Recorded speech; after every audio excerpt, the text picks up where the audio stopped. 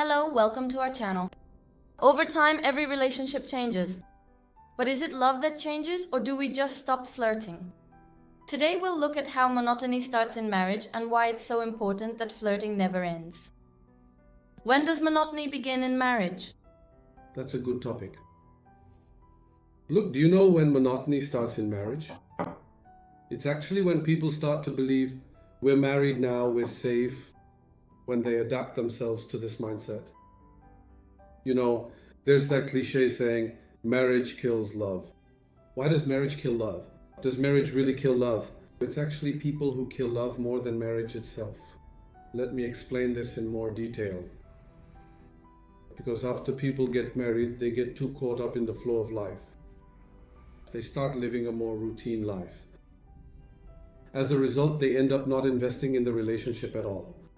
Of course, after a while, the relationship starts to become monotonous and the flirting fades away. Was that the hard part? If there's no monotony, when does it begin? When does monotony start in marriage? Yes, and it gradually starts to become more monotonous. So this is actually something that has more to do with people's perspective, with how they view marriage. You know how the beginning of a relationship is really exciting. Gradually, the level of excitement decreases and keeps decreasing. Yes, it's normal for it to decrease to a certain extent, because it needs to be balanced. But when the excitement and flirting in the relationship decrease too much, that's when monotony starts. Is flirting only for the early days? It shouldn't be. In fact, I think it should continue all the time. Look, the human brain naturally starts to perceive significantly less dopamine in direct response to what it has become accustomed to. If we consistently keep doing absolutely everything in precisely the same way, even those very things that initially gave us immense pleasure at first, if you continue taking them at the exact same dose, after a considerable period of time, you will inevitably lose all interest in them too.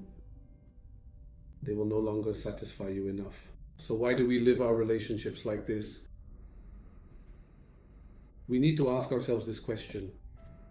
That's why, contrary to popular belief, flirting is actually something that should continue throughout a relationship or marriage. Can love exist without the fear of losing? It's difficult. Because when a person feels secure, they lose their motivation towards something. They also lose their motivation for making the marriage or the relationship go well. Now, in our sessions, I often touch on these topics with my clients. What I generally observe is this. Everyone tries to make their relationship as easy as possible. They constantly try to provide comfort for the other person. Then they come to the sessions and say to me, "But I have done so much for the relationship. I made so many compromises. I made them feel so good about themselves. I tried to do everything they wanted, but still, here we are. Isn't this unfair?" That's what they ask.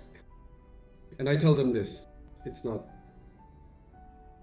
I mean, you make so many compromises in the relationship, you make it so easy that you completely eliminate the fear of losing. In other words, you remove the fear of losing. And by doing this, you actually make the relationship monotonous. Remember we talked about this last time? Even children who are given unconditional love, they receive so much love that, look, even in this case, no matter what they do, no matter what mistake they make, you say, "You're our daughter, our son, our child. We accept and love you under any circumstances." Even children who are showered with love in this way eventually can't feel that they are loved. That's why the fear of losing is something that should exist in a relationship. It keeps motivation high. In fact, what we call healthy anxiety is this. It's not healthy for anxiety to drop to zero, nor for it to rise to the maximum. We can't take action when our anxiety is too low either. So, what does a partner without the fear of losing do? They act carefree, they act indifferent. That's why I think it should exist. I mean, keeping the relationship alive, why should this person keep the relationship alive?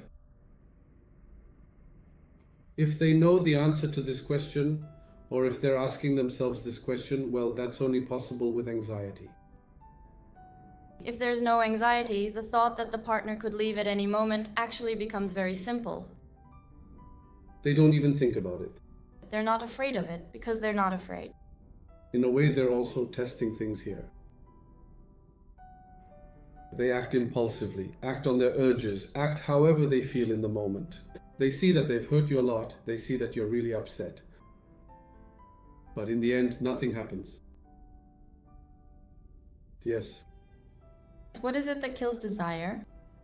What kills desire is, again, the monotony of relationships. Look, the brain is a lazy organ. It always wants to do what it knows and is used to go down that path. But the excitement disappears. This is how it is in our lives in general anyway. I mean, do we really prefer a very monotonous life? So do we prefer to go down the path we know and feel safe? Or do we prefer at least a bit of excitement? Now, in relationships or marriage, you can't do that. You need to keep the excitement alive. Trying new things, discovering different sides of your partner. By the way, it's also helpful to think about it this way. So there's the woman, the man, and then the relationship itself. Both the woman and the man invest in the relationship. If they don't invest in the relationship, the bond between them gradually weakens and eventually reaches the point of breaking. That's why what keeps desire alive is excitement. We must not lose the excitement. It's about flirting, it's about anxiety. And to some extent, it's the fear of losing, and so on, or it's the anxiety of being hurt. For example, one partner might punish the other because they're angry with them. But what matters is the outcome. Of course, if after an argument you can still meet on common ground and learn from your mistakes, that's also an investment you're making in the relationship. So that's why we should avoid becoming as monotonous as possible. Of course, the dynamics of life are, yes, quite a lot. It can be exhausting, it can be wearing. The brain is a lazy organ. It always steers us toward the simplest way. But this is something that harms the relationship. It's a situation that damages the relationship. We need to pay special attention to this. Otherwise, love doesn't die in relationships, nor does excitement. The perspective of the parties is also somewhat important. You always talk about new and truly unique surprises and a variety of different experiences. It needs to be renewed from time to time, even if not constantly. So how does one create a commitment to something like you have to do something, you have to surprise someone? Dopamine. How do we become addicted to cigarettes? Because it makes us release dopamine. I'm asking you from this perspective now. We are our boyfriend, girlfriend, or spouse. If we don't trigger dopamine release, does their attachment to us never weaken? But you excited them from time to time. You triggered adrenaline, dopamine, serotonin. Their attachment to you increases. The bond in your relationship grows stronger. So, what should we do to keep the relationship alive? The things we need to do to keep the relationship alive. Let me explain it to you like this. A relationship.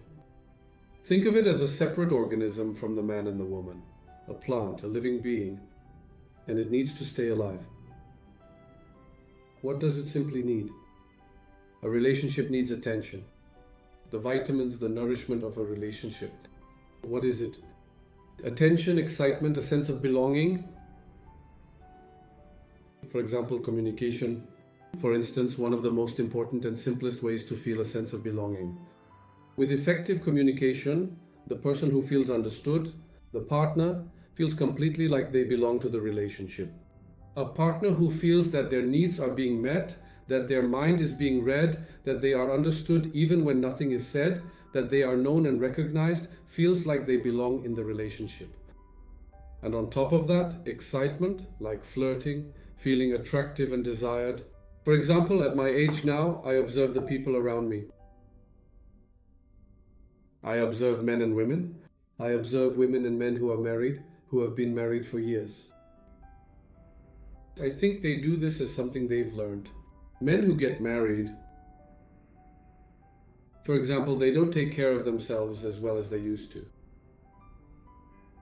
They start gaining weight, for instance. They avoid their regular checkups, They stay away from sports. Okay, if you ask them, they say they're doing it for the family. What are they doing? They're working. I work for my family. This gives them an inner sense of satisfaction. But is this the only thing a relationship needs? The man working. Of course not. What I mean is this relationship is a separate organism. There, by working, you meet the basic needs of the household, meaning the financial needs. But if you don't tell your spouse how beautiful she is, if you don't compliment her, okay? Or when the time comes, if you don't give feedback, like, have you gained a little weight? And so on. If you don't show that you care, after a while, whether or not the woman is beautiful becomes unimportant. Because when she can't get enough satisfaction from being appreciated, she starts to feel exhausted in the relationship and begins to give up on this need. What I mean is something like this. That's why it's important in a relationship to feel like you belong. Flirting, excitement, keeping this alive. These really aren't such difficult things. There are different ways to make a surprise and present something. I'm bored, let's eat out tonight. Something different. Don't bother or tire yourself. Let's eat out today too. Let me surprise you. Something different. For example, saying, I have a surprise for you, and taking them somewhere adds excitement, doesn't it? So, get ready, get dressed. For example, today I want you to look beautiful. See, just a few simple sentences, right? Or, women, every day, gender roles and all that. For example, in the case of cooking, meals are made at home every day. But for instance, while serving dinner, saying, I made this because you like it. Or for example, I care about you eating more balanced and healthy. That's why I made these as well. They're actually small gestures. Of course. It's not that hard. We don't need to get so caught up in the flow of life, because that already tires us out mentally. Flirting keeps the relationship alive. Anxiety keeps it trustworthy. Yes. Thank you. Thank you for listening to us. It was a productive conversation. Thank you too. Don't forget to subscribe to our channel, leave a comment, and like the video. Let's share our experiences with each other. See you soon. See you.